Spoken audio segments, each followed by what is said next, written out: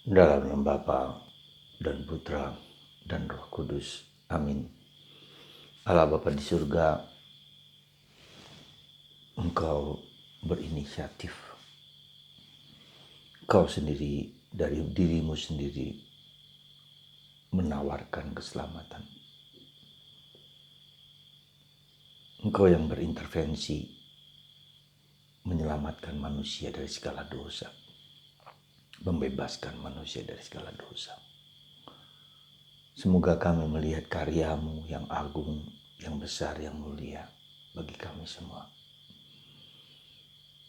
Sehingga bukan diri kami yang menjadi fokus, tapi Engkau sendiri. Semoga hari-hari ini hati kami lebih tertangkap, terfokus, terpusat kepada karya-Mu yang agung dalam Putra-Mu Yesus. Dalam Kamis Putih hari ini, Jumat Agung dan Paskah, Engkau yang berkuasa dan mengontrol hidup kami. Demi Kristus Tuhan dan pengantara kami. Amin. Para saudaraku yang terkasih dalam Kristus, pada hari Kamis Putih, ada beberapa hal yang mau kita renungkan. Adalah sejak awal mula kita harus sadar bahwa inisiatif keselamatan, inisiatif kebaikan, inisiatif kebebasan itu berasal dari Allah. Allah yang memulai, Allah yang mau menyelamatkan, Allah yang mau menebus. Ini bagian yang harus kita pegang dengan sungguh-sungguh, dengan baik, supaya kita tahu bahwa kita ini niat baik, segala niat baik, segala sesuatu yang indah itu berasal dari Allah. Paulus mengatakan segala sesuatu yang indah, segala sesuatu yang baik, segala sesuatu yang mulia berasal dari Allah.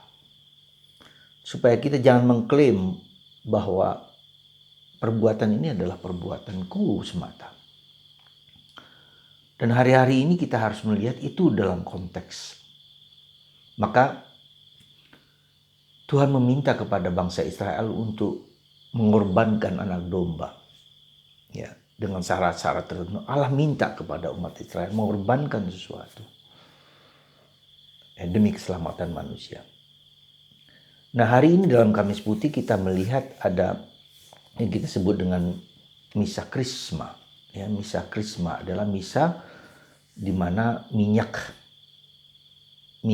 untuk katekumena, minyak krisma, ya, dan minyak baptis, minyak sakramen orang sakit. Ini pun adalah tanda penyertaan Allah kepada manusia. Allah mau mendampingi manusia di saat-saat, di momen-momen penting di dalam hidup manusia Kristen, manusia Katolik. Ketika orang mau masuk menjadi Katolik, diberi minyak katekumenat, ya, supaya mereka terbuka hatinya, Roh Kudus. Minyak adalah tanda kehadiran Roh Kudus, diurapi, ya, seperti Yesus diurapi, Mesias Kristus yang diurapi, yang diberkenan kepada Allah. Ketika dibaptis, diurap minyak baptisan. Ya, ketika mau menghadap kepada Bapa, kita juga diberi sakramen orang sakit. Ketika kita ada tabisan imamat atau tabisan uskup, diberi sakramen minyak juga. Jadi saudaraku yang terkasih, semua ini adalah sakramen-sakramen yang diberikan oleh gereja adalah tanda kehendak Allah, niat Allah supaya manusia selamat.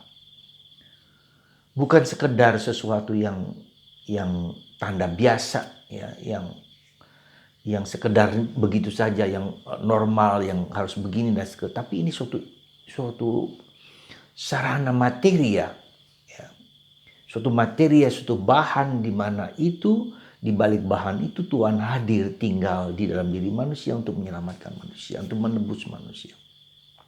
Nah, jadi pemberkatan minyak-minyak yang diperuntukkan demi kepentingan umat Allah, keselamatan umat manusia, keselamatan orang yang mau mengikuti Yesus. Nah, untuk itu maka kita lihat di dalam peristiwa Kamis Putih itu Yesus sendiri, ya, Yesus sendiri sebagai anak domba yang dibawa ke pembantaian, dia memberikan contoh, dia memberikan teladan, dia memberikan hidupnya. Jadi Tuhan itu sendiri bukan hanya memberikan dirinya sendiri, putranya sendiri untuk dikorbankan sebagai tanda keselamatan, sebagai tanda penebusan, ya, dengan menghancurkan kuasa dosa, ya, dengan seolah-olah Tuhan itu mengikuti arus yang diminta oleh si iblis itu.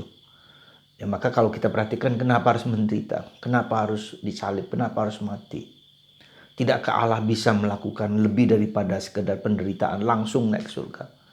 Ya. Tetapi itulah yang seolah-olah dikehendaki, Tuhan Allah menghendaki cara yang manusiawi, cara yang mungkin tampak dalam tanda petik iblis, ya, harus menderita, harus susah, segala macam. Tetapi sekali lagi di sini Tuhan dengan kematian ketidakberdayaan itu justru menunjukkan bahwa manusia tidak berdaya. Tapi Tuhan intervensi membangkitkan Yesus yang telah dikuburkan di dalam kubur. Jadi intervensi, kembali lagi, intervensi Allah. Ya, intervensi Allah. Intervensi Allah menyelamatkan manusia dari kematian, dan manusia karena manusia tidak mampu dan tidak bisa dari dirinya sendiri. Dan ini yang harus kita sadari dengan sungguh-sungguh, bahwa rahmat yang begitu besar ini. Ya, jadi kenapa harus menderita, kenapa harus salib? Itulah nampaknya, dan maka kita juga harus menjalani salib itu, mengalami kerapuhan, ketidakberdayaan, keberdosaan kita. Ya. Jadi kita masuk ke dalam titik di mana kita sendiri tidak mampu, tidak dapat, dan maka itulah tandanya dengan salib, suatu penghinaan, suatu tanda yang kehinaan, kejijikan. Salib bukanlah tradisi orang Yahudi, tradisi orang Romawi, ya, karena tradisi orang Yahudi adalah dirajam, mati, dilempar dengan batu. Tapi ini tradisi orang Yahudi, tradisi orang Romawi, di mana supaya orang tahu bahwa si penjahat dan orang jahat dan jahat sungguh-sungguh. Jadi bukan sekedar jahat biasa, super jahat, ya, supaya disalibkan supaya orang tahu bahwa dialah sang jahat itu. Tapi kita lihat justru ketika disalib itulah panglima tentara Romawi, ia sungguh-sungguh anak Allah. Ya. Orang Romawi yang mewakili, ya, tentara Romawi yang mewakili kerajaan Romawi, dan akhirnya kita tahu kerajaan Romawi bertekuk lutut sebagai penguasa dunia pada waktu itu. Bertekuk lutut di bawah kaki Yesus, menjadi kekristenan, dan kekristenan ditancapkan di Roma, tempat pusat di mana kerajaan Romawi pada waktu itu berpusat. Jadi semua itu direncanakan oleh Allah, ya. Dan sampai sekarang maka tahta Petrus, tahta Paus, ya, itu adalah tahta di mana dikehendaki oleh Allah untuk menguasai dunia. Maka kita sebagai orang Katolik harus bangga, harus bersyukur. Ya, kenapa? Maka di dalam tulisan itu juga INRI, ya, Yesus, ya, Nazarenus Rex Judearum. Jadi Yesus seorang Nazaret, raja orang Yahudi. Bahasa Latin, bahasa tentara Romawi. Ya, jadi sekali lagi saudaraku terkasih dalam Kristus, inilah mengapa kita harus menderita. Sekali lagi, penderitaan itu seperti surat Paulus kepada umat di Filipi. Dia menderita sampai sehabis-habisnya sebagai budak, supaya ia merendahkan bahwa dia tidak ada apa-apanya, bahwa Tuhanlah yang melakukan tindakan tersebut. Nah, sakramen semua.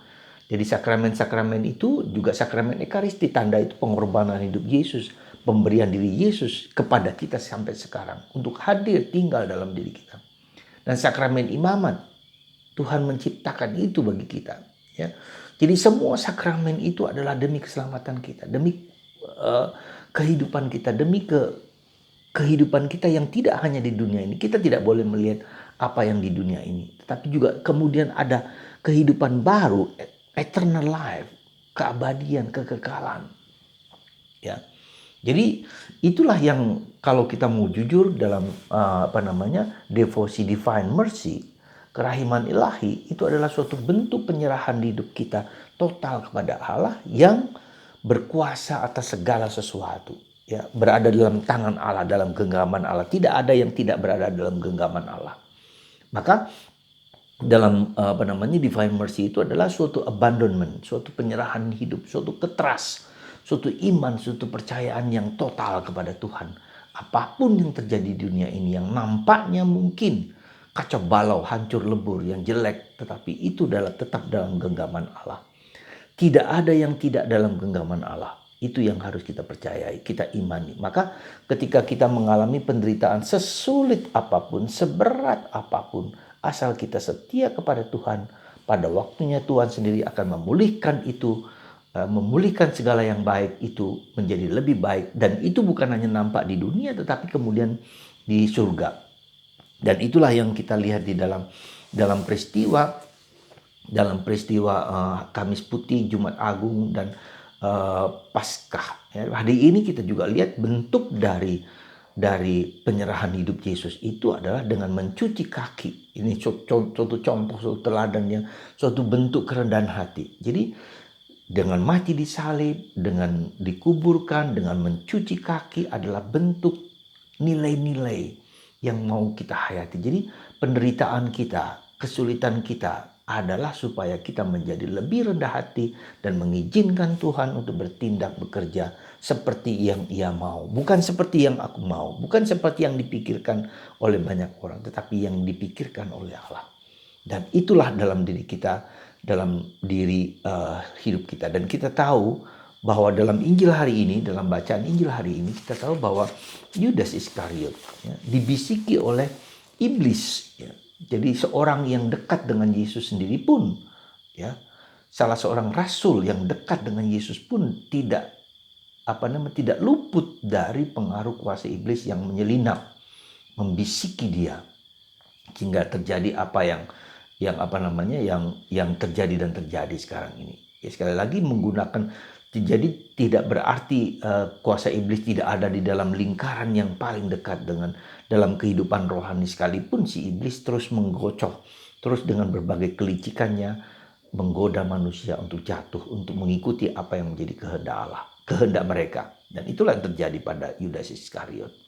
Maka mari saudaraku terkasih, di situ kita mohon rahmat bahwa Tuhan berkuasa atas hidup kita.